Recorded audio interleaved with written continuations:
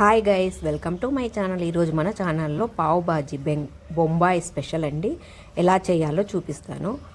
Cabbage సన్నగా తరిగి పెట్టుకోవాలి, పచ్చి బఠానీలు తీసుకోవాలి, క్యారెట్ ముక్కలు కూడా సన్నగా తరిగి పెట్టుకోవాలి, ఉల్లిపాయ ముక్కలు కూడా సన్నగా తరిగి పెట్టుకోవాలి, టమోటా ముక్కలు కూడా సన్నగా తరిగాలండి, బంగాళదుంపల్ని కూడా సన్నగా తరిగి పెట్టుకోవాలండి. ఇలా కూరగాయలన్నింటినీ సన్నగా తరిగి పెట్టుకున్న తర్వాత మనం పావ్ బాజీ మసాలా పౌడరు ఎవరెస్ట్ వారిది వాడుతున్నామండి. ఈ మసాలా పౌడర్ వేసి చేస్తామండి. ఇలా ఒక కుక్కర్ గిన్నె పెట్టుకొని వేడెక్కిన తర్వాత నూనె వేస్తున్నానండి. పావ్ బాజీ అనేది బాంబేలో చాలా ఫేమస్ అండి. ఇక్కడ నార్త్ సైడ్ కూడా చాలా బాగా చేస్తారండి. చాలా టేస్టీగా ఉంటుంది.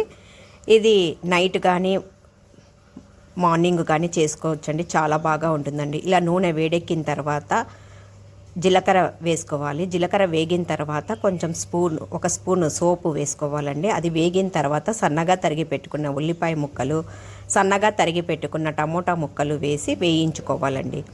ఇవి కాస్త మెత్తగా వేయించుకోవాలండి. మనకు టమోటా ముక్కలు మెత్తపడాలండి. అందుకు బాగా సిమ్లో పెట్టుకుని వేయించుకోవాలండి. ఇప్పుడు కూరకు తగినంత ఉప్పు, పసుపు వేసుకోవాలండి. ఇది చాలా టేస్టీగా ఉంటుందండి. నేను చూపించే విధంగా చూసి చేసుకోండి. ఇలా ఉప్పు పసుపు వేసుకొని కలుపుకోవాలండి. ఉల్లిపాయలు టమోటాలు ఇలా వేగించుకుంటేనే మంచి టేస్ట్ ఉంటుందండి. ఉల్లిపాయలు పచ్చివాసన అనేది పోవాలండి. ఇలా వేయించుకుంటూ ఉండాలి సిమ్లో పెట్టుకొని. ఇది గ్రేవీగా బాగా ఉపయోగపడుతుందండి. చూడండి, ఇలా మెత్తబడిన తర్వాత అల్లం వెల్లుల్లి పేస్ట్ వేస్తున్నానండి. ఇలా అల్లం వెల్లుల్లి పేస్ట్ కూడా పచ్చివాసన పోయేంత వరకు వేయించుకోవాలండి. ఇది పిల్లలకి చాలా ఇష్టపడతారండి. ఈ పావ్ బాజీ అనేది చాలా బాగా ఉంటుందండి. అన్ని కూరగాయలు యాడ్ అవుతావు కాబట్టి ఎంతో బాగా ఉంటుందండి. ఇలా సన్నగా తరిగిన క్యాబేజీ, మనము పచ్చి బఠానీలు సీజన్ కాబట్టి పచ్చి బఠానీలు లేదా నానబెట్టుకొని ఉదయం ఉడికించుకున్న బఠానీలు కూడా వేసుకోవచ్చండి. తర్వాత సన్నగా తరిగిన క్యారెట్ ముక్కల్ని వేసుకున్నాను, బంగాళదుంపల్ని వేస్తున్నానండి. క్యాప్సికమ్ కూడా వేసుకోవచ్చండి. నేను వేయలేదు. క్యాప్సికమ్ వేసుకున్న చాలా టేస్టీగా ఉంటుందండి. ఇలా అన్ని రకాలుగా కూరగాయ ముక్కలన్నిటిని వేసుకోవచ్చండి. ఇలా వేసుకొని మొత్తము ఉల్లిపాయ టమోటా పేస్ట్ అంతా ఈ ముక్కలకు పట్టేంత వరకు కలుపుకోవాలండి. ఇప్పుడు పావ్ బాజీ మసాలా ఎవరెస్ట్ వాళ్ళది వాడుతున్నానండి. చాలా టేస్టీగా ఉంటుందండి. వాసన కూడా బాగా ఉంటుంది. తర్వాత కూరకు తగినంత కారం వేస్తున్నానండి. 2 స్పూన్లు పావ్ బాజీ మసాలా వేసినానండి. 1 స్పూన్ కారం వేసినానండి.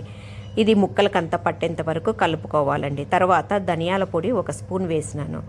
ఇది కూడా బాగా కలుపుకోవాలండి. ఇలా కలుపుకుంటూ ముక్కలకు ఈ మసాలాలంతా పట్టేంత వరకు కలుపుతూ ఉంటే కూర అనేది టేస్ట్ చాలా బాగా ఉంటుందండి. తర్వాత మనము కూరగాయలన్నీ మునిగేంత వరకు నీళ్లు పోసుకోవాలండి.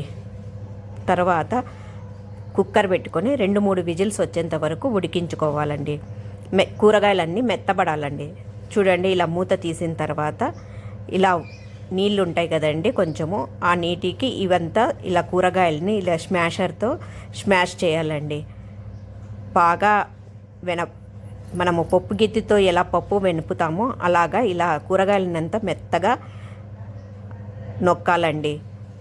బాగా చినిమితే ఇది బాగా పేస్ట్ లాగా అవుతుందండి కూరగాయలంతా. చూడండి, ఇలా స్మాషర్తో స్మాష్ చేస్తూ ఉండడం వలన ఇలా పేస్ట్ లాగా తయారవుతుందండి. తర్వాత మనము దీనికి కొంచెము గరం మసాలా కూడా వేసుకోవాలండి.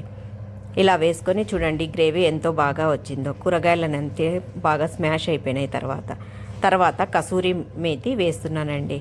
కసూరి మేతి వేయడం వలన వాసన బాగా ఉంటుందండి, టేస్ట్ కూడా బాగా ఉంటుందండి. ఇలా వేసి మొత్తం అంతటిని బాగా కలిపి కొంచెం సేపు ఉడికించుకోవాలండి. చూడండి, కూరగాయ ముక్కలు అంతా బాగా ఉడికినాయి. తర్వాత సన్నగా తరిగి పెట్టుకున్న కొత్తిమీరని వేసుకోవాలండి. ఇలా వేసుకొని మొత్తము కలుపుకోవాలండి. ఇదేనండి బాజీ అంటారండి ఇక్కడ. కూరగాయలను అన్నిటినీ కలిపి ఉడికించడం వలన ఇది పావ్ అండి. వీటినే పావ్ అంటారండి. ఇది రౌండ్గా కూడా దొరుకుతుంది, రౌండ్ షేప్లో, కానీ నేను ట్రయాంగిల్ షేప్లో ఉండేది పావుని తీసుకున్నానండి.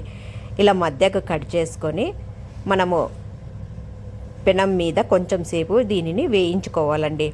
ఇలా వేయించుకోవడం వలన కొంచెము క్రిస్పీగా తయారవుతుందండి. లేదంటే కనుక మెత్తగా ఉండాలంటే అలాగే చేసుకోవచ్చండి. ఇలా పెనం మీద నూనె వేసి కొంచెం ఉప్పు కారం కావాలంటే కూడా వేసుకొని ఇలా స్మాషర్తో నేను నొక్కుతున్నానండి. కొంచెము క్రిస్పీగా వస్తాయండి ఇలా చేసుకోవడం వలన. ఇలా రెండు వైపులా అటు ఇటు కాల్చుకుంటే ఈ పావు అనేది బాగా ఉంటుందండి. నెయ్యి కానీ బటర్ కానీ వేసుకొని కాల్చుకొని ఇలా సర్వ్ చేసుకోండి అండి.